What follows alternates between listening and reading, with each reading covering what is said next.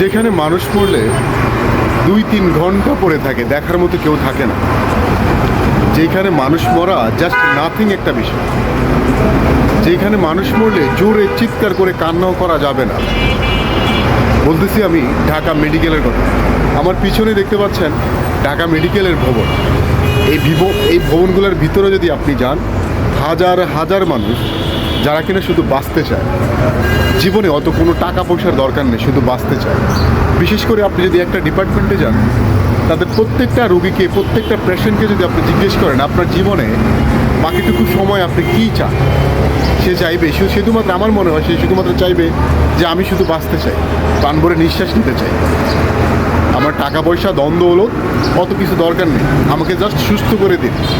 হ্যাঁ, আমি বলতেছি ঢাকা মেডিকেলের কথা, যেখানে দেখা গিয়েছে গতকালকে একটা মানুষ মারা যাওয়ার পর তার লাশটা 2-3 ঘন্টা পড়েছিল লিফটের সামনে, কেউই এসে দেখেনি।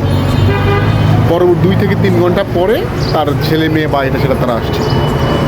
এইখানে মানুষ মরাটা জাস্ট নাথিং একটা বিষয়, জাস্ট নাথিং। এই পাশে মানুষ মরে, ওই পাশের মানুষ ও যে মরে গেল বা কোনো প্রকার কোনো কুরুক্ষেপ নাই। মানুষের জীবনটা আসলে তুচ্ছ। তাই আমরা আসলে জীবনকে ওই রকমভাবে সাজানো দরকার, যেরকমভাবে মহান আল্লাহ তাআলার কাছে অন্তপক্ষে আমরা ঠাঁই পাই।